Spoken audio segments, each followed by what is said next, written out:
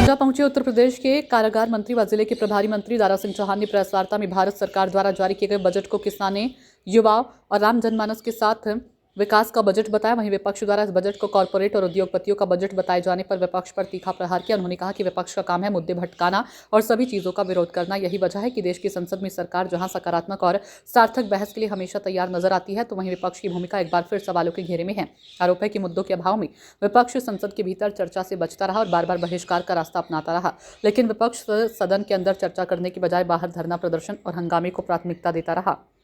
वहीं हाथरस विधायक के द्वारा स्वतंत्र देव सिंह को बंधक बनाए जाने के सवाल पर प्रभारी मंत्री दारा सिंह चौहान ने कहा कि उन्हें बंधक नहीं बनाया गया था, बल्कि बहुत सारी जनता के बीच भीड़ में होने की वजह से ऐसी बातें कही जा रही है। सरकार से विधायक और जनप्रतिनिधियों को सवाल पूछने और संवाद को पूरा करने का अधिकार है, लेकिन इस अधिकार का इस्तेमाल जनता को गुमराह करने या भड़काने के लिए नहीं किया जाना चाहिए। कल गोंडा जिले के गौरा में पड़ा कार्यालय का उद्घाटन करने पहुंचे माता प्रसाद पांडे ने भाजपा पर गंभीर आरोप लगाए थे। इस संदर्भ में प्रभारी मंत्री से सवाल किया गया तो उन्होंने सवाल का जवाब देने से बचते हुए नजर आए। क्योंकि आपने देखा होगा हमारी सरकार, एनडीए की सरकार जो देश की पार्लियामेंट में सकारात्मक बहस के लिए हमेशा तैयार है, लेकिन विपक्ष पूरी तरीके से मुद्दा विहीन होने के नाते पार्लियामेंट में कुछ कहने लायक नहीं है। इस नाते हमेशा बहिष्कार करके ऊपर केवल बाहर बयानबाजी कर रहे हैं। आपके विधायक ने आपके मंत्री को घेर लिया इस मुद्दे को लेकर। चलिए, डेमोक्रेसी है, हमारी पार्टी जानते हैं पूरी तरीके से डेमोक्रेटिक है। हर विधायक को अपना अधिकार है हमसे अपनी बात कहने का, तो विधायक ने सकारात्मक करके। लेकिन सर बंधक बनाया गया बात करने के बाद बंधक बनाया गया। नहीं, कोई बंधक नहीं बनाया गया। गांव के प्रधान नोटिस भी जारी की गई। जब माननीय मंत्री क्षेत्र में जाते हैं तो आप देखते हैं कि बहुत सारी भीड़ उनके पीछे लग जाती है और बीच में मंत्री बात करता है। इसको हम बंधक नहीं कर सकते हैं। वो पूरी तरीके से हमारे प्रदेश के इरिगेशन मिनिस्टर आम प्रधानों के बीच में रह करके उनकी जन समस्याओं, तो मंत्री जी नोटिस क्यों दिया गया?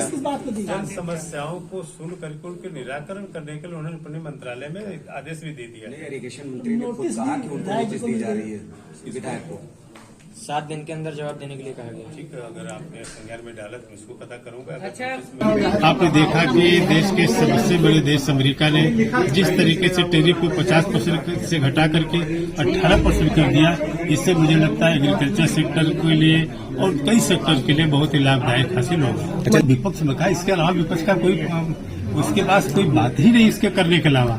जिस तरीके से पीयूष गोयल जो कॉमर्स मिनिस्टर हमारे देश के हैं, जिस तरीके से उन्होंने सबके बीच में प्रेस कॉन्फ्रेंस के जरिए उन्होंने कहा कि देश के एग्रीकल्चर सेक्टर में आपके चाहे मत्स्य के क्षेत्र में चाहे पशुपालन के क्षेत्र में कोई असर पड़ने वाला नहीं है, सारे किसानों का फायदा होने वाला है। क्या कहना चाहेंगे? मोदी दल के लोग जो है इसी तरीके का बिना मतलब की बात जो बेवजह जो है वो जुनू चूंकि उनके पास कोई सकारात्मक इशू न पार्लियामेंट के लिए है न विधानसभा के लिए है, इसलिए लोगों के ध्यान को भटकाने के लिए इस तरीके की बातें छोड़ जाते हैं।